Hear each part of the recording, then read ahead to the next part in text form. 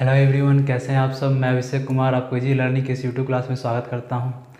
Okay, हम लोगों ने क्या ट्रायंगल चैप्टर स्टार्ट किए, ठीक है। हमने कल का लेक्चर भी जाना कि सर्वासम क्या होते हैं, समरूप क्या होते हैं, और ट्रायंगल के कुछ बेसिक प्रॉपर्टी जैसे उनके एंगल का सम कितना होता है या ट्रायंगल कितने टाइप के होते हैं, ठीक है। देखिए, अब क्या है कि ट्रायंगल में पहले बता चुका, थोड़ा थ्योरेटिकल है, और वैसे तो मैं इसमें एनिमेशन नहीं डालता कि ऐसे करते हैं वैसे करते हैं। और देखिए क्या है कि जो अपना एनसीईआरटी का बुक है उसके सॉल्यूशन तो आपको कहीं भी मिल जाएंगे, आप कहीं से भी सॉल्यूशन ले सकते हैं। लेकिन जो बेसिक चीज़ें हैं ना, जैसे आपको उसको समझने का तरीका या उसका जो भी फार्मूला का डेरिवेशन हो रहा है वो डेरिवेशन कैसे होता है वो महत्वपूर्ण हो जाता है, ठीक है, ताकि आपको आगे दिक्कत नहीं होगी। इसलिए मैं क्वेश्चन तो 70 से 80% कराता हूँ एनसीईआरटी का। वैसे मैं ट्राई करूँगा कि पूरे 100% करा दूँ, ठीक है, लेकिन मैं ज़्यादा ध्यान देता हूँ कि उनके डेरिवेशन पे, कि डेरिवेशन करने से क्या होता है कि आपका जो माइंड होता है एक्सपेंड होता है, ठीक है। अब जैसे हम लोगों ने क्या किया था पहले लेक्चर में ट्रायंगल के, हमने किया था कि सर्वागसम क्या होती है, कॉन्ग्रुएंस और सिमिलर क्या होता है, ठीक है। उसमें हमने देखा था कि कॉन्ग्रुएंस के लिए क्या है, कॉन्ग्रुएंस के लिए ये होता है कि उसमें 3 रूल देखे थे हमने, ठीक है, कि उसमें शेप भी सेम हो और साइज भी सेम हो। और वो शेप साइज किस पे थे, एक ट्रिपल एस था, साइड साइड साइड पे, फिर एक अपना था का साइड साइड और एंगल पे, फिर था साइड एंगल एंगल था, ठीक है। और समरूप क्या था, समरूप में ये था कि उनके शेप सेम हो पर साइज का सेम होना जरूरी नहीं था, ठीक है। मतलब सर्वागसम क्या है कि ओवरलैप करने में बिल्कुल ओवरलैप कर जाएंगे, लेकिन शेप वाला जो समरूप है ओवरलैप कर भी सकता है नहीं भी। तो उसमें जो होता है ना कि साइज का कोई अंतर, साइज का कोई इफेक्ट नहीं होता, बस सेम समान होने चाहिए, ठीक है। तो देखिए उसी बेस पे कुछ क्वेश्चन है, मैं वहाँ पे बताया हूँ आपको फिगर से भी, आप एक बार देख लीजिएगा फर्स्ट क्लास। यहाँ पे देखिए, यहाँ पे क्या दिया हुआ है। यहाँ पे जैसे पहला क्वेश्चन है कि सभी वृत्त, ये 6.1 चैप्टर है जो ट्रायंगल का, उसी का क्वेश्चन है, ठीक है। तो इसमें दिया है कि सभी वृत्त क्या होते हैं डैश। अब यहाँ पे बताना है कि आपको समरूप होते हैं या सर्वागसम।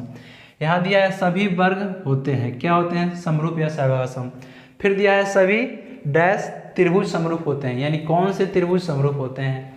फिर बोला है कि भुजाओं की समान संख्या वाले 2 बहुभुज समरूप होते हैं यदि उनके संगत कोण डैश हो और उनकी संगत भुजाएं डैश हो, ठीक है। तो देखिए सभी वृत्त यहाँ पे हम क्या बोल सकते हैं, समरूप होते हैं, ठीक है। ये मैं कल के लेक्चर में समझाया हूँ, फिर भी मैं आपको यहाँ बता दे रहा हूँ। समरूप कैसे, अगर मान लीजिए हमारा पास एक ये है, एक ये सर्किल है और एक ये सर्किल है, ठीक है। तो इन सर्किल में हमें ये देख रहा है क्या कि R1 और R2 यहाँ पर क्या है, R1 से बड़ा है, मतलब साइज तो बड़े हैं पर शेप सेम है, क्योंकि दोनों क्या है, सर्किल ही है, तो इसलिए क्या है, समरूप है, ठीक है। लेकिन ये सर्वागसम नहीं है, क्योंकि सर्वागसम में क्या होता है कि ओवरलैप करने चाहिए, यहाँ पे ओवरलैप नहीं करेंगे, ठीक है। R2 बड़ा है R1 से, ठीक है, ये हो गया। फिर आता है क्या कि सभी वर्ग। अब सभी वर्ग क्या होता है, और वैसे भी जो सर्वागसम है ना वो हम जनरल ट्रायंगल के लिए डिफाइन करते हैं, ठीक है, इस मतलब 10th क्लास में। अब देखिए क्या बोल रहा है कि सभी वर्ग, अब वर्ग क्या होते हैं, तो वर्ग हमारे समरूप भी हो सकते हैं और सर्वागसम भी होते हैं, ठीक है। लेकिन ये क्या बोला है, सभी वर्ग, तो जो सभी वर्ग होंगे इसका मतलब सभी वर्ग क्या होगा हमारा, सर्वागसम होगा, ठीक है।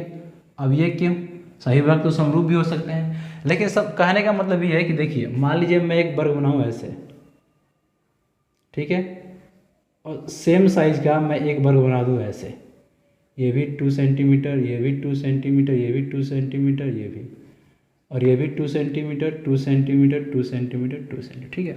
यहाँ पे सभी का बोला है, अगर वर्ग का बोलता है ना तो हम बोल सकते थे कि सर्वागसम भी होते हैं समरूप भी होते हैं, सभी बोला है।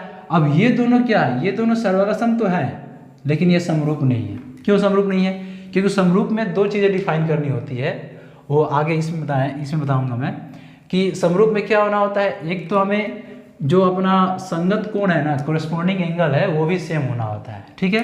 तो इसलिए हमारे सभी वर्ग क्या होते हैं, सर्वागसम होते हैं। फिर आता है सभी त्रिभुज समरूप होते हैं। अब देखिए त्रिभुज का मैं टाइप बताया हूँ, उसमें से पूछा है कि कौन से त्रिभुज समरूप होते हैं, तो ये हमारा होता है क्या, समबाहु त्रिभुज। सभी समबाहु त्रिभुज समरूप होते हैं। कहने का मतलब ये है कि समबाहु में क्या होता है, मैं समबाहु के बारे में बताया हूँ। समबाहु में क्या होता है कि इनके सभी एंगल 60 डिग्री होते हैं और सारे साइड क्या होते हैं, इक्वल होते हैं। तो ये हमारा सभी समरूप बोला है, ठीक है, इसीलिए हम क्या लिख रहे हैं, समबाहु। सर्वागसम भी होता है समबाहु त्रिभुज, ठीक है। और समद्विबाहु त्रिभुज भी सर्वगासम होता है, लेकिन यहाँ पे केवल हमें समरूप जानना है। तो समरूप कौन से होते हैं? जितने भी समबाहु त्रिभुज है सभी क्या होते हैं? समरूप होते हैं, ठीक है। अब आइए, अब एक चौथा क्वेश्चन है कि भुजाओं की समान संख्या वाले दो बहुभुज समरूप होते हैं यदि उनके संगत कोण। अब क्या बोला है? बहुभुज। बहुभुज मतलब क्या होता है? जिसमें दो से ज़्यादा साइड्स हो, यानी 3, 4, 5, 6। तो वो समरूप कब होंगे? वो समरूप तब होंगे जब यदि उनके संगत कोण क्या हो? बराबर हो, दैट मीन्स इक्वल हो, और उसकी संगत भुजाएं क्या हो? समान अनुपात में, ठीक है। मतलब इक्वल रेशियो में हो, तो वो क्या होगा? हमारा समरूप होगा बहुभुज, ठीक है। ये जो है ना यहाँ पे, ये मैं पिछले लेक्चर में कहा चुका हूँ, इसमें भी आप देख लीजिए, ठीक है। एक बार देखिए, फिर आगे बढ़ते हैं। अब क्या है, कल मैंने एक प्रमेय भी बताया था, लेकिन उस प्रमेय को जानने से पहले दो चीज़ें जान लेते हैं, ठीक है। अब देखिए थेल्स थ्योरम। थेल्स थ्योरम क्या बोलता है? ये बोल रहा है कि दो समान कोणिक त्रिभुजों में उनकी संगत भुजाओं का अनुपात समान रहता है, ठीक है। अब इसका मतलब क्या है? समान कोणिक त्रिभुज मतलब अगर कोई दो त्रिभुज है, ठीक है, और उनके कोण समान है, ठीक है, तो जो संगत भुजाओं से मिलकर वो कोण बना होता है, वो संगत भुजाएं हमेशा समान रहती है, ठीक है। एग्जाम्पल समझते हैं। मान लीजिए एक ये ट्रायंगल है अपना, ठीक है, और एक ये ट्रायंगल है, ठीक है। ये हमारा पी क्यू आर हो गया, ये हमारा ए बी सी हो गया। ये हमारा मान लीजिए एंगल है एक्स डिग्री, ये हमारा है एक्स डिग्री, ठीक है। तो अब ये क्या बोल रहा है कि दो समान कोणिक त्रिभुज। अब यहाँ पे दिख रहा है क्या कि ये क्या है? ये भी एक्स डिग्री है, ये भी एक्स डिग्री है। मतलब ये क्या है? त्रिभुज में ये क्या है? समान कोण है। उनकी संगत भुजाएं। अब संगत भुजाएं कौन हुई? संगत भुजाएं तो यही हुई ना कि ए बी और ए सी, क्योंकि इन्हीं दो भुजाओं से मिलकर तो एक्स का निर्माण हुआ है, ठीक है। तो इनका अनुपात सेम रहता है। कहने का मतलब यह है कि ए सी और यहाँ पे कौन है संगत भुजाएं? पी आर और पी क्यू। तो मैं ऐसे बोल सकता हूँ कि A C by P R is equal to A B by P Q, ठीक है। तो क्या होगा यहाँ पे कि अगर दो समकोणिक त्रिभुज, दो समान कोणिक त्रिभुजों में उनकी संगत भुजाओं का अनुपात शायद सेम रहता है। अगर यहाँ भी कोई एंगल हो तो उसके हिसाब से ये और साइड और ये साइड का सेम हो जाता है, ठीक है। अब देखिए, अब एक और आता है थ्योरम, जो क्या होता है? बेसिक क्या बोलते हैं उसको? प्रोपोर्शनलिटी, ठीक है। इसका थ्योरम आता है प्रोपोर्शनलिटी ऑफ ट्रायंगल, ठीक है। अब इसका मतलब क्या है वो देखिए, ठीक है। वैसे ट्रायंगल ये किसी के लिए भी है, लेकिन ट्रायंगल का निर्माण होता है इसमें, इसलिए बेसिक प्रोपोर्शन। देखिए इसमें क्या होता है, मान लीजिए कि हमने एक साइड खींचा ए एक्स, ठीक है, और एक नीचे किया है ए वाई, ठीक है। आप भी ऐसे ही कीजिएगा। ये ट्रायंगल हटा ही देते हैं, ट्रायंगल नहीं है ये, क्या है? प्रोपोर्शनलिटी थ्योरम है, ठीक है। आप सीधी सी बात समझिए, प्रोपोर्शनलिटी थ्योरम, ठीक है। अब देखिए ये हमने क्या किया? ए से एक एक्स का निर्माण किया, ए एक्स एक लाइन खींचा, और फिर हमने क्या किया? ए वाई खींचा, ठीक है। अब हम क्या करेंगे यहाँ पे कि ए वाई पे 2-3 बिंदु हम कट करेंगे, ठीक है। आप सेम टू सेम कीजिएगा, क्या बोलते हैं, अपने रजिस्टर पे, तो वहाँ से आपको ज़्यादा समझ में आएगा, ठीक है। हमने यहाँ पे क्या किया? कुछ पॉइंट नोट किया, ठीक है। और हमने यहाँ पे मार्क किया क्या? यहाँ पर मार्क कर दिया बी, और यहाँ मार्क कर दिया हमने डी, ठीक है। 2 लाइन खींचा उससे, और फिर हमने यहाँ से हम पैरेलल, एक यहाँ से हम परपेंडिकुलर डी को ई से मिला दिया, ठीक है। और इसी के रेस्पेक्ट में, मतलब इसी के पैरेलल हमने बी को यहाँ से मिला दिया, इस पर क्या कर दिया हमने? सी कर दिया, ठीक है। अगर मान लीजिए इनका यूनिट, अगर इनके बीच का यूनिट मान लिया 1 यूनिट डिस्टेंस है, ठीक है, 1 यूनिट डिस्टेंस है, सेंटीमीटर मीटर कुछ भी मान लीजिए आप, 1 यूनिट डिस्टेंस है, तो हम ऐसे लिख सकते हैं A B by B D. अब ए बी के बीच में कितना डिस्टेंस हो गया? 1 2 3, यानी 3 यूनिट, और बी डी के बीच में 1 2, ये हो गया, ठीक है। अब जब आप ये, तो मान लीजिए हमने मान के लिखा है, ठीक है, लेकिन जितने डिस्टेंस ए और बी के बीच में होगा ना, जब आप मेजर करेंगे तो उतना ही बीच डिस्टेंस ए और सी के बीच में होगा, और जितना डिस्टेंस बी और डी के बीच में होगा सेम डिस्टेंस सी और डी के बीच में होगा। तो यहाँ से हम ऐसे लिख सकते हैं क्या, A B by B D is equal to A C by A. ठीक है, आप एक बार खुद से इसको क्या कीजिएगा, अपने रजिस्टर पे एक लाइन खींचिएगा मेजर करके आप स्केल से, फिर वहाँ पे एक मतलब सेम डिस्टेंस पे, इक्वल डिस्टेंस पे 2 पॉइंट कट कीजिएगा, वहाँ से पहले लास्ट वाले को मिलाइएगा और सेम पैरेलल यहाँ से मिलाइएगा ए वाई पे, ए एक्स पे, और वो डिस्टेंस मेजर कीजिएगा। देखिएगा दोनों का डिस्टेंस क्या आएगा, एक सेम अनुपात में आएगा, इक्वल आएगा। ठीक है, देख लीजिए आप। अब हम आते हैं थ्योरम पे।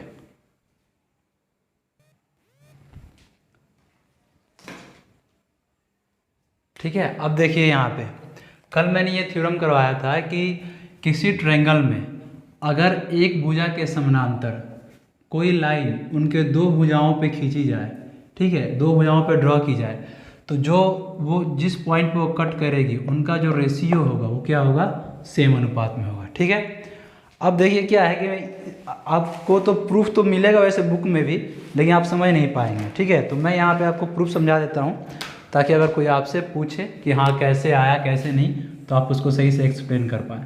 और क्या है ना कि जो थ्योरम अगर आप प्रूफ करते हैं, तो जब भी प्रूफ वाले क्वेश्चन आते हैं ना एग्ज़ाम में, या जब भी आप सॉल्व करेंगे किसी बुक से, तो वहाँ पे आपको जो कहीं पे स्टक करेंगे तो वहाँ से कैसे बाहर निकलें या कैसे आगे स्टेप करें, वो आता है यहाँ समझ में। ठीक है, तो इसलिए मैं एक थ्योरम बताता हूँ प्रूफ करके, आप एक बार ध्यान दीजिए। ठीक है, देखिए हम क्या करेंगे इसमें, हम पहले क्या करेंगे, डी को सी से ऐड करेंगे। ठीक है, एक त्रिभुज बनाएंगे और फिर बी को ई से।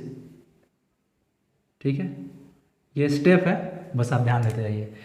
फिर हम क्या करेंगे, डी को ए लाइन पे एक परपेंडिकुलर डिस्टेंस डालेंगे, मतलब परपेंडिकुलर लाइन ड्रॉ करेंगे, और ई को ए डी पे। ठीक है, इसे डिनोट कर दिया हम एम से, इसे डिनोट कर दिया एन से। ठीक है, ये एक संरचना बना लेंगे। अब हमें क्या करना है, देखिए इसमें हमें लाना है क्या, A D by D B A E by C. अब हमें ये दिख रहा है कि यहाँ पे हमें साइड को इक्वल करना, मतलब साइड के टर्म में लाना है, जो भी हमें प्रूफ करना है साइड के टर्म में। ठीक है, तो अब साइड आएगा कहाँ से, इसीलिए मैंने पहले लेक्चर में आपको क्या बताया था, एरिया ऑफ ट्रायंगल क्या होता है। ठीक है, वहाँ से मैंने बताया था कि एरिया ऑफ ट्रायंगल अपना क्या होता है। अगर हम लिखूँ एरिया, तो ये होता है 1/2 into base into perpendicular distance. ठीक है, मतलब 1/2 इंटू आधार इंटू ऊंचाई, यही मैंने बताया था। अब देखिए उसी का हम लोग यूज करेंगे यहाँ पे। ठीक है, अब आइए हम पहले लेते हैं कि area of triangle A D E. वैसे आपने ये ए आर तो डिनोट 9th में सीखे होंगे। अब area of triangle A D E, अब देखिए ध्यान से यहाँ पे ए डी ई। ठीक है, ए डी दिख रहा है, हम मानते हैं क्या, बेस ए ई को। एक बार हम मानेंगे बेस ए ई को, एक बार मानेंगे ए डी को। ठीक है, अगर हमारा ए ई बेस है तो परपेंडिकुलर डिस्टेंस क्या हो गया, डी एम। ठीक है, तो हम लिख सकते हैं क्या, 1/2 into D M plus D M into A, लिख सकते हैं। देख लीजिए एक बार, ये हमारा ट्रायंगल है ए डी ई। हमने क्या पढ़ा था, बेस इंटू परपेंडिकुलर, आधार हमने माना ए ई और ऊंचाई क्या हो गया, डी एम। ठीक है, अब फिर हम एरिया ए डी ई को अगर हम फिर से लिखना चाहें किसके टर्म में, अगर इस बार हम बेस माने क्या अपना ए डी, इस बार हम बेस ए डी मानते हैं, तो ए डी ई में बेस हमारा अगर ए डी होगा तो परपेंडिकुलर डिस्टेंस क्या होगा, ई एन होगा। तो मैं फिर से लिख सकते हैं क्या, A D into E N. ठीक है, ये लिख दिए हम। चलिए अब आगे बढ़ते हैं। अब आते हैं ये जो ट्रायंगल है बी डी ई और बी सी ई में। ठीक है, अब एरिया ऑफ ट्रायंगल हम लिखे क्या, बी डी ई। अब यहाँ ध्यान दीजिए, अब बी डी ई में, अब बी डी ई में हम क्या मानते हैं, बी डी हमारा क्या है, यहाँ पे हो गया आधार, तो हम क्या लिख सकते हैं 1/2 इंटू बी डी। ठीक है, अब देखिए ए बी डी ई में तो हम डी ई भी आधार मान सकते हैं, लेकिन डी ई को आधार मानने के लिए हमें फिर परपेंडिकुलर डिस्टेंस कहाँ मिलेगा, यहाँ तो ना तो बी से कहीं परपेंडिकुलर डाला हुआ है। ठीक है, मतलब बी से डी ई पे कहीं नहीं डाला हुआ है, ई से बी डी पर डाला हुआ है, लेकिन डी ई के बेस के रेस्पेक्ट में नहीं है। ठीक है, तो इसीलिए हम क्या मानेंगे, बी डी मानेंगे हम क्या, बेस। अगर बी डी बेस है तो हम दिख रहा है कि ई से बी डी बेस पे क्या डाला हुआ है, ई एन परपेंडिकुलर। तो हम यहाँ से बोल सकते हैं B D into E N. ठीक है, वैसे ही अगर हम ट्रायंगल एरिया ले किसका, डी ई सी का, डी ई सी का। ठीक है, अगर हम इसका ले तो क्या दिख रहा है हमें कि डी ई सी पे इसी बेस पे हमें डी एम परपेंडिकुलर डिस्टेंस डाला हुआ है। देखिए डी सी ई, तो अगर इसी को हम आगे एलोबरेट करें, आगे खींचे, तो दिख रहा है कि डी एम डाला हुआ है परपेंडिकुलर डिस्टेंस किस पे, ई सी बेस पे। तो हम लिख सकते हैं 1/2 इंटू ई सी इंटू डी एम। ठीक है, अब देखिए, अब यहाँ से एक कॉन्सेप्ट आता है कि अगर ये कॉन्सेप्ट आप 9th में भी पढ़े होंगे, मैं बता देता हूँ फिर भी, कि अगर दो समांतर रेखाओं के बीच कोई भी ट्रायंगल बन रहा है तो उन जो ट्रायंगलों का क्षेत्रफल होता है ना वो इक्वल होता है। ठीक है, कहने क्या मतलब है कि हमारा डी ई बी सी के पैरेलल है, ये हमें दिख रहा है, तो जो भी डी बेस पे और बी बेस के रेस्पेक्ट में जो भी मतलब एरिया होगा वो क्या होगा, हमारा इक्वल होगा। ठीक है, तो देखिए यहाँ से हम ये बोल सकते हैं कि एरिया ऑफ ट्रायंगल, अब ये दिख रहा है क्या, बी डी ई और डी ई सी दोनों क्या है, बी सी और डी के बीच में बने हैं, तो हम बोल सकते हैं area of B D E is equal to area of D E C. ठीक है, यहाँ से हमने देख लिया। अब यहाँ जैसे हमने देखा, हम क्या कर सकते हैं, यहाँ पे बी डी क्या दिया हुआ है, 1/2 B D into E N, और यहाँ से डी ई सी हमें क्या दिया हुआ है, 1/2 ई सी इंटू डी। ठीक है, अब 1/2 कैंसिल आउट हो गया। अब यहाँ से हमें क्या मिल जाएगा, अगर हम इधर लाएं तो बी डी, ठीक है, B D by B D by D M, और यहाँ से हमें मिल जाएगा क्या, ई सी बाई ई एन। ठीक है, ये मिल गया। अब देखिए, अब फिर आते हैं आगे, एक बार देखिए आप, फिर हम आगे बढ़ते हैं। ठीक है, ठीक है, अब आगे बढ़ते हैं। देखिए यो मैं जो यहाँ पर ट्रायंगल का लिखे थे एरिया का फॉर्मूला वो यहाँ पर रखे हैं। ठीक है, एक तो यहाँ आ गया। अब ये दिख रहा है कि दोनों का एरिया क्या है, सेम है, एडी है, मतलब एक ही ट्रायंगल का है, तो इन दोनों का हम इक्वल लिख सकते हैं। तो 1/2 D M into A equal to 1/2 into A D into E N. चलिए अब इनको इक्वेशन का नाम देते हैं, ठीक है, सही रहेगा हमें। ये हमारा 1 था, ये 2, और ये हमने कर दिया कि इसको 3। ठीक है, इसको 3, इसको 4, और इसको हमने कर दिया क्या, 5। ठीक है, तो यहाँ लिख सकते हैं हम क्या, कि फ्रॉम इक्वेशन 1 एंड इक्वेशन 2। ठीक, अब यहाँ से फिर कैंसिल आउट हो गया। अब यहाँ पे हम क्या करेंगे, अब देखिए हमें मंगाना है क्या, ए मंगाना है, ए और ए डी, तो इनको एक तरफ करते हैं हम। ठीक है, A by A D is equal to E N by D N. ठीक है, ये आ गया अपना। चलिए बहुत बढ़िया। अब ध्यान दीजिए, यहाँ पे हम इक्वेशन, जैसे इसको हम मान लेते हैं इक्वेशन क्या, 6। अब इस इक्वेशन उठाते हैं इक्वेशन 5 से। हमने क्या देखा था, B D by D M equal to E C by E N.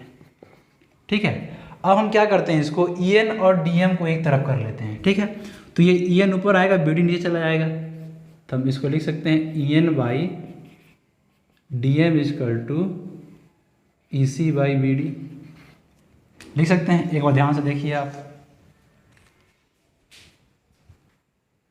ठीक है, मैंने क्या किया कि बस इनको उल्टा कर दिया, ई एन को यहाँ ला दिया और बी डी को नीचे ला दिया। ठीक है, क्योंकि ऊपर हमारा सेम दिख रहा है। अब देखिए हमारा जो ये साइड है E N by D M, E N by D M, अगर ये दोनों इक्वल है तो ये भी इक्वल हो जाएंगे। तो यहाँ से हम लिख सकते हैं कि फ्रॉम इक्वेशन 6, और इसको 7 मान लें, एंड 7 क्या लिख सकते हैं हम, अगर ये दोनों इक्वल है तो हम लिख सकते हैं A E by A D is equal to E N by D N.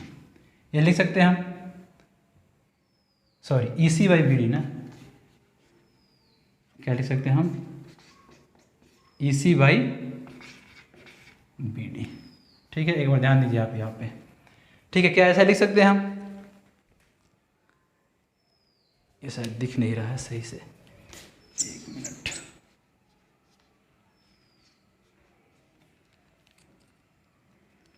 क्या लिख सकते हैं हम? EC by BD। ठीक है, देखिए एक बार हमने क्या किया, बस इसको यहाँ ला दिया BD को नीचे, क्योंकि हमें दिख रहा था कि EN/DM सेम है, इधर EN/DM यहाँ भी आ गया, तो EC/BD। अब इसको हम इस फॉर्म में देख सकते हैं, कैसे? देखिए, अगर AD यहाँ है, AD को इधर ला दे, EC को नीचे ला दे, तो ये क्या बन जाएगा हमारा? AD/DB और AE/EC। ठीक है, तो देखिए ये थ्योरम तो मैंने प्रूफ कर दिया, आप एक बार खुद से कीजिएगा। क्या खुद से करने पर आपको क्या होगा, थोड़ा सा अपने ऊपर कॉन्फिडेंस आएगा कि हाँ कैसे क्या करना है। ठीक है, अब इसके बाद जो मैं करा रहा हूँ तो उसमें मैं प्रूफ करूँगा अगर ज़रूरत पड़ी तो, नहीं तो अदरवाइज सिर्फ आपको समझा कर पर में हम लोग क्वेश्चन बनाएंगे। ठीक है, तो एक बार देख लीजिए आप। ठीक है, अब आइए जो थ्योरम 1 था उसी के ऊपर हम कुछ क्वेश्चन करते हैं। थ्योरम 1 क्या बताया था पहले, आप ये तो ध्यान में है ना? ठीक है, अगर आपको थ्योरम ध्यान में होगा ना तो ये सब क्वेश्चन आप बस ऐसे ही आंख मूंद कर बना देंगे। देखिए इसमें क्या थ्योरम 1 क्या बोलता है हमारा, कि अगर किसी एक भुजा के समानांतर कोई लाइन ड्रॉ की जाए जो दो भुजाएं हैं उनके ऊपर, तो उनके जो जिस पॉइंट पे वो दोनों भुजाएं कट करती है तो उनके रेशियो जो होता है वो क्या होता है? सेम होता है। ठीक है, अब देखिए यहाँ पे हमें क्या दिख रहा है, अब यहाँ पे बोला क्या है कि D पैरेलल टू BC, ये दिया हुआ है। ठीक है, दोनों के लिए क्या दिया हुआ है? D parallel to BC। अब पूछा है कि इसी क्या होगा, तो हम जानते हैं क्या, from theorem 1 if BC parallel to D, अगर ये पैरेलल है तो जिस भी बिंदु पर कट करेगी उनका रेशियो क्या होगा? सेम होगा, यानी AD/DB = AE/EC। ठीक है, और जैसे ही आया बस अब सॉल्व हो गया। क्या अब हमें पता है क्या कि AD कितना दिया है? 1.5 सेंटीमीटर, तब रख दिया क्या 1.5 सेंटीमीटर AD। DB कितना दिया है? 3 सेंटीमीटर। AE हमारा कितना दिया है? 1 सेंटीमीटर। EC हमें फाइंड आउट करना है। ठीक है, ये दशमलव यहाँ से हटेगा तो क्या आ जाएगा यहाँ पे? एक 0। ठीक है, तो ये कैंसिल आउट हो जाएगा, कितने 2, तो यहाँ से हमारा EC क्या आ जाएगा? 2 सेंटीमीटर। ठीक है, देखिए कितने आसानी से क्वेश्चन हो रहा है अगर थ्योरम 1 आपको पता हो तो। ठीक है, अब वहाँ तो आप स्केल लेकर बैठेंगे नहीं ना आपने, तो इसीलिए थ्योरम जरूरी होता है। ठीक है, कि जहाँ पे हम अपना अप्रोच नहीं लगा पाए, मतलब बाई फिजिकल, वहाँ पे थ्योरम के द्वारा निकाल दें। ठीक है, इसीलिए इनका यूज आप पढ़े होंगे, सर्वागम, समरूप, इन सब के यूज हम माउंटेन को मेजर करने में, माउंटेन की हाइट मेजर करने में करते हैं। ठीक है, अब यहाँ देखिए, यहाँ पे भी क्या बोल रहा है कि आपको DA फाउंड आउट करना है। फिर सेम ही लिखेंगे क्या, from theorem first if BC parallel to D, अगर ये पैरेलल है तो फिर हमारा क्या हो जाएगा? रेशियो सेम होना चाहिए। That means AD/DB = AE/EC। ठीक है, अब जैसे ही आया देख लीजिए, AD हमारा क्या है?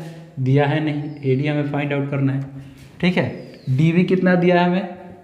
7.2 सेंटीमीटर। फिर दिख रहा है क्या हमें? AE कितना दिया है? 1.8 सेंटीमीटर। और EC कितना दिया है? 5.4। ठीक है, अब देखिए दशमलव से दशमलव काटने तो आपको आता होगा। अब जैसे मैंने यहाँ बताया कि एक दशमलव अगर हटता है तो उसके अपोजिट साइड में, मतलब अगर नीचे है तो ऊपर एक 0 चला जाता है, या ऊपर है तो एक नीचे 0 आ जाता है। ठीक है, तो यहाँ पे हम क्या बोलेंगे? ये कटेगा, चलिए इसको ऐसे ही रहने दीजिए, ये कैंसिल आउट हो जाएगा। क्यों?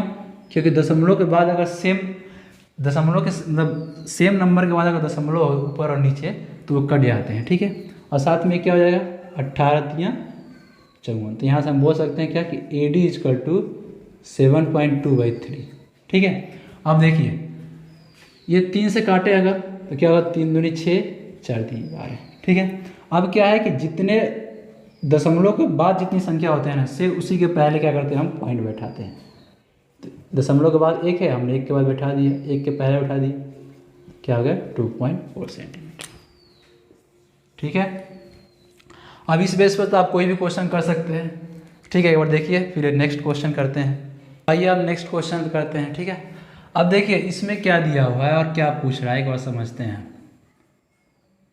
ठीक है, ये बोल रहा है कि आपको एक ट्रायंगल दिया हुआ है पी क्यू आर। ठीक है, अब पी क्यू आर में हमने क्या किया है कि पी क्यू पे एक बिंदु ई लिया है कहीं पे, और पी आर पे एफ बिंदु कहीं पे लिया है। ठीक है, और ये बोल रहा है वो कि जो दिया हुआ डाटा है, इस डाटा से आपको प्रूव करना है कि क्या ई एफ हमारा क्यू आर के पैरेलल है, ये प्रूफ करना है। ठीक है, अब देखिए इसमें भी क्या है, इसमें क्या है कि हमें बस थोड़ा सा दिमाग ये लगाना है कि हमें ये नहीं जाना है कि इसको प्रूफ कैसे करें। हम क्या करेंगे, पहले से एज्यूम कर लेंगे कि ये प्रूफ है और फिर वहाँ से चलेंगे, उल्टा चलेंगे हम। ठीक है, देखिए कैसे हमने किया क्या, क्वेश्चन 1 को let's assume E F parallel to Q R. ठीक है, हमने पहले से मान लिया क्या है कि ई एफ क्यू आर के पैरेलल है। अगर ये पैरेलल है तो हमें पता है क्या थ्योरम 1 के द्वारा कि इनका जो साइड्स का रेशियो होगा वो क्या होगा, हमारा सेम होना चाहिए, बराबर होना चाहिए। ठीक है, बस अब क्या करना है, इस वैल्यू को उठा के इसमें पुट करना है। अगर ये प्रूफ है तो अपना ये पैरेलल है, प्रूफ नहीं है तो पैरेलल नहीं है। देखिए पी हमारा कितना दिया है 3.9, ई क्यू हमारा कितना दिया है 3, पी एफ हमारा कितना दिया है 3.6, एफ आर कितना दिया है 2.4। ठीक है, अब आपको जो मैंने बताया था पिछले स्लाइड में कि जो दशमलव का कट करना होता है उसको हम कैसे करते हैं। ठीक है, अगर एक दशमलव के बाद एक नंबर है तो इसको कट करके नीचे एक जीरो ला देते हैं। यहाँ पे दिख रहा है कि दशमलव के बाद एक नंबर है तो आपस में कट जाएंगे। ठीक है, अब 3 से डिवाइड कीजिए इसको, 13/10, और ये क्या आ जाएगा 12 से करेंगे तो 3/2। ठीक है, अब देखिए इससे तो हमको समझ में नहीं आएगा कि हाँ अगर आपको डिवाइड कर सकते हो तो ठीक है, ये डिवाइड करेंगे तो क्या आएगा 1.3 और यहाँ पे क्या आएगा 1.5। तो ये हमें दिख रहा है सीधी सी क्या ये इक्वल नहीं है। अगर ये इक्वल नहीं है तो ये हमारा मतलब क्वेश्चन 1 के लिए प्रूफ नहीं है। तो हम बोल सकते हैं कि क्वेश्चन 1 के लिए ये E F parallel to Q R नहीं है। इसको एक और तरीका होता है, इसको क्या करते हैं ना हम क्रॉस मल्टीप्लिकेशन कर लेते हैं। अगर आपको नहीं पता है तो मल्टीप्लाई कर लीजिए, यहाँ पे कितना आएगा 26 = 30, तो वो भी हमें दिख रहा है क्या इक्वल नहीं है। मतलब दोनों तरीके से आप कर सकते हैं। ठीक है, अब दूसरे क्वेश्चन में आते हैं। देखिए इसको मैं थोड़ा सा जल्दी बताता हूँ शॉर्टकट में। ठीक है, अब यहाँ पे डायरेक्ट मैं इस वैल्यू में पुट करता हूँ। ठीक है, पी का मान कितना दिया है हमें 4, ई क्यू का मान कितना दिया है 4.5, पी एफ का मान कितना दिया है 8 और एफ आर का मान कितना दिया है 9। ठीक है, फिर यहाँ से हम दशमलव हटाएंगे 0 आएगा, इसको कट करेंगे 8 से 8 और 9। ठीक है, अब देखिए यहाँ पे हमें क्या दिख रहा है कि 8/9 = 8/9, मतलब ये हमारा प्रूफ हो गया कि इक्वल है। अगर ये इक्वल है तो ये पैरेलल है। ठीक है, अब देखिए इसमें भी आप चाहे तो क्रॉस मल्टीप्लिकेशन करके प्रूफ कर सकते हैं, जैसे पिछले में किया था। ठीक है, कैसे देखिए, अगर हम इसको आपस में मल्टीप्लाई कर दें यानी क्रॉस मल्टीप्लिकेशन, तो ये भी क्या हो जाएगा 72 = 72। तो हम ऐसे भी प्रूफ कर सकते हैं कि ये क्या है हमारा इक्वल है। तो फर्स्ट वाले में तो पैरेलल नहीं है, लेकिन सेकंड वाले में क्या है हमारा पैरेलल है। हम ये बोल सकते हैं ये पैरेलल क्यू है। ठीक है, तो आज का क्लास हम यही समाप्त करते हैं। ठीक है, अब आपको क्लास कैसा लगा कमेंट बॉक्स में जरूर बताइएगा और लाइक जरूर कीजिएगा। क्या है कि लाइक करते ही नहीं आप लोग। ठीक है, लाइक करके एक बार शेयर कर दीजिएगा। ओके, तो अब फिर मिलते हैं नेक्स्ट क्लास में। आई होप आपको समझ में आया होगा अच्छा। ओके, थैंक यू, जय हिंद।